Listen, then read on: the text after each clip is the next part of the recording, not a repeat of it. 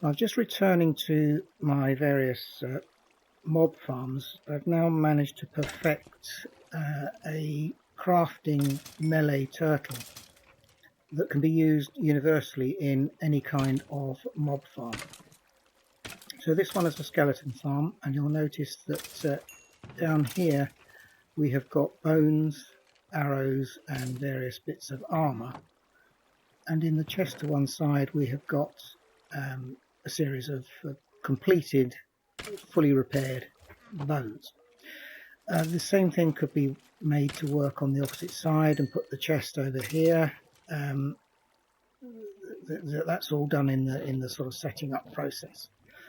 Let me just see how this, or show how this works. At the moment we've got one bow in the inventory. The crafting area is the first, this kind of square here of 9 cubes.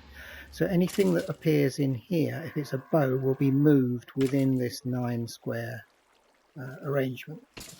As it kills the skeletons, any arrows and bones are dropped down below. That was moved, and it was crafted kind of almost before we even had time to think about with the bow that was here, but of course it's only produced a very minor repair, so we're waiting for it to improve on that. Those two are together. That's now been partially repaired, partial bow repair successful, and that will continue as long as bows come into the system until they are fully repaired, and then the turtle will rotate and pass them in here. You'll see from the amount of XP that I've got that it goes up very, very quickly indeed. Now, of course, this is at the base of a bubble lift mob dropper, so that you could just use your tools to destroy the mobs which have been severely weakened. But you can actually now use this directly in front of the exit to the mob spawner cube. So, but this one, as I already had the mob softener, I thought, well, I might as well put it here, and it just means I can sit here and get all my XP, repair all my tools. So I'll now put the same kind of device on the different farms and show you how that can be used.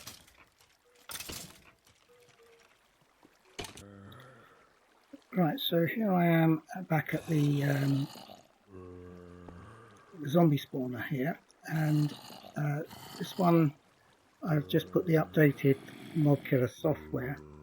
So in order to get hold of this for yourselves, I've put it onto Pastebin as I usually do. So here's the link, that's the Pastebin code. So you can use this Pastebin get and save it as mobkiller.lua there, and paste it into your turtle. This one's already got it on, so and that would put the file mobkiller.lua in there. So we'll now run that.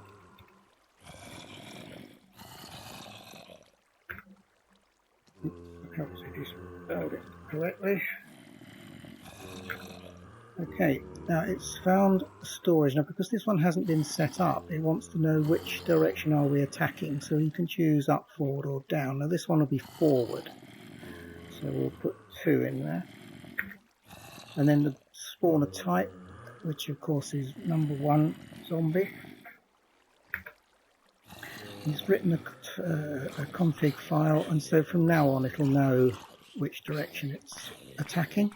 It calculates for itself where the storage chest or chests are, and so that is now doing its job. Okay, so it's now that the system is settled, it's collecting all of the drops and placing them in down here, so we can stand quite safely behind, away from even the smallest of mobs here which can't get past because the turtle's in the way and they can't jump over, so we're quite safe here. Okay, we'll now move on to the blaze spawner and show you how it reacts there. Right, so I've returned to the blaze spawner that I had produced before, and I've removed the hopper and the barrel that was in the floor, put a double chest here and a new killer turtle there, and that is now working in an upward direction. So I just wanted to show you how that is set up. So we right click on it and run mob killer, and because it's not been configured it wants to know which direction we're attacking, which is obviously up, and the type of spawner, which is for the blaze, and it starts working straight away. Now because we have the double chest below, what happens is after every attack it will empty the contents into the chest below, and then we can collect them from the chest at our leisure. And of course the XP, just stand reasonably close and that will sort that out. I think theoretically you could put this up one square further, reducing the chances of you getting accidentally burned by the blazes, but it seems fairly safe now, but obviously need to move the chest up as well. So that's the blaze spawner working, and so I've already shown you the skeleton and zombie. The only thing I haven't made yet is a spider spawner, but that'll all work in exactly the same way.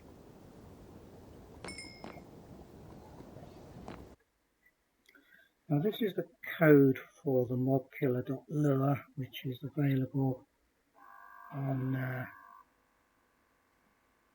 my Pastebin page here and in GitHub. I don't normally go through the code to explain how it all works, but as this one is only 318 lines compared with the 12,500 of the toolkit, if anybody wants to know how it works, why it works, how I've programmed it, what makes it do its stuff, let me know in the comments and I'll consider making a video which will probably last the best part of 45 minutes just to explain how the code works.